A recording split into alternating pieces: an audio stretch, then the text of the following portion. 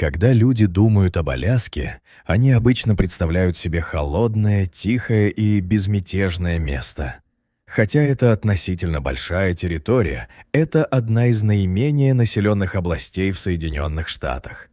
На первый взгляд это место кажется вполне мирным для жизни, но под землей Аляски скрыта опасная тайна, которая может изменить ваше представление об этом регионе.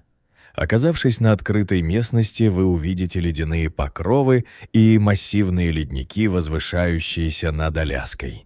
Это объясняет, почему климат здесь по умолчанию экстремально холодный. Но знали ли вы, что лед на Аляске находится не только на поверхности? На самом деле, большая часть Аляски находится в зоне вечной мерзлоты, что означает, что земля здесь промерзла насквозь. Большая часть территории Аляски расположена именно на такой замерзшей почве. Так было очень долгое время.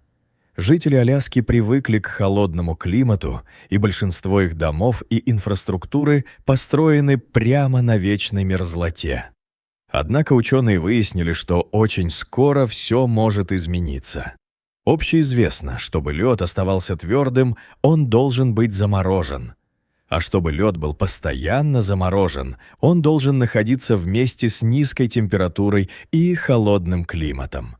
Но в последнее время из-за глобального потепления температура повышается по всему миру, и Аляска не стала исключением. На самом деле с годами лето на Аляске становится все жарче и жарче, что представляет огромную угрозу для местных жителей. Глобальное потепление вызывает серьезную озабоченность во всем мире. Но для таких мест, покрытых льдом, как Аляска, похоже, оно начинает становиться главной угрозой. Из-за постоянного повышения температуры на протяжении многих лет Аляска сталкивается с серьезной опасностью. За последние несколько летних сезонов ледники на Аляске начали таять, что может привести к катастрофическим бедствиям в будущем. Если таяние ледников усилится, это в конечном итоге приведет к повышению уровня моря. Этот внезапный подъем уровня моря может вызвать сильные наводнения и потенциально погубить сотни жителей, живущих в прибрежных районах Аляски. Чтобы избежать нежелательных катастроф, ученые объединились на Аляске для мониторинга климатических изменений. На окраине Фэрбенкса, Аляска, расположен туннель, проходящий под землей. Он предназначен не для транспорта. На самом деле здесь находится исследовательский центр вечной мерзлоты. Этот туннель стал идеальным местом для того, чтобы ученые могли вблизи изучать и отслеживать состояние мерзлой почвы Аляски под поверхностью. Наблюдая за состоянием мерзлого грунта на протяжении многих лет, ученые начали замечать в нем некоторые изменения. Недавно они обнаружили, что вечная мерзлота начала постепенно оттаивать. Это стало для них тревожным открытием, поскольку большая часть инфраструктуры Аляски построена именно на этой мерзлой земле, что может привести к катастрофическим последствиям. Все знают, чтобы здания оставались устойчивыми, им нужна прочная основа. Но если лед начнет таять сильнее, это потенциально может вызвать обрушение основных объектов инфраструктуры Аляски. Помимо скрытых последствий глобального потепления, назревающих под землей, оно имеет и физические проявления на поверхности земли Аляски.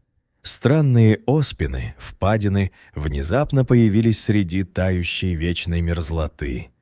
На первый взгляд эти ямы могут показаться безобидными, но они могут быть предзнаменованием чего-то худшего.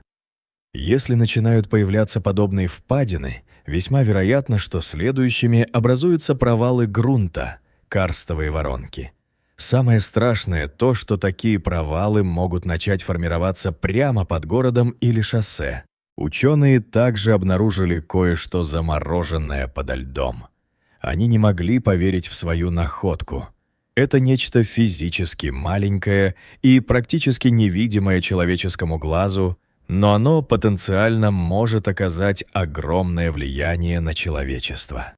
Некоторые образцы льда, взятые с ледников Аляски, содержали сохранившиеся останки доисторических существ.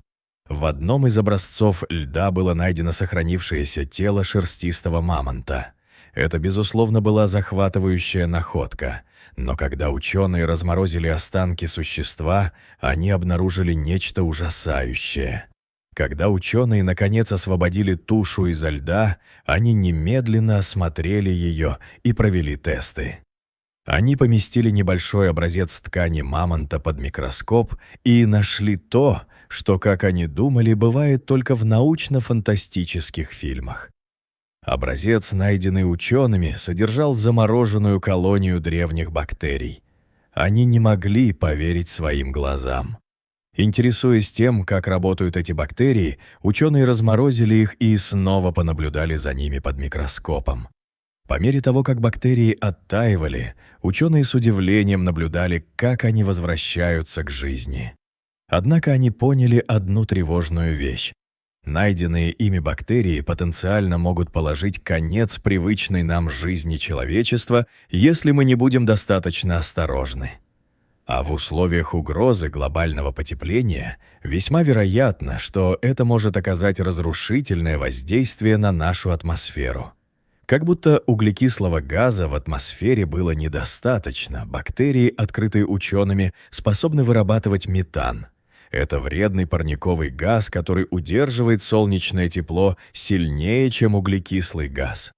И поскольку глобальное потепление заставляет температуры расти с каждым годом, планета сталкивается с огромным риском.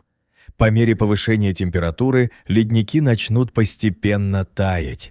Все больше и больше этих древних бактерий начнут возвращаться к жизни. Это может привести к тому, что Земля будет нагреваться с пугающей скоростью.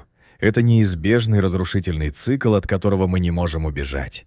Думать об этом страшно, но, к счастью, ученые нашли луч надежды в этой, казалось бы, трагической судьбе, с которой готово столкнуться человечество. Даже если вечная мерзлота растает, она на самом деле способна поддерживать жизнь, пока земля вокруг заполнена деревьями. Деревья могут уменьшить количество метана в воздухе, так как известно, что деревья поглощают углекислый газ.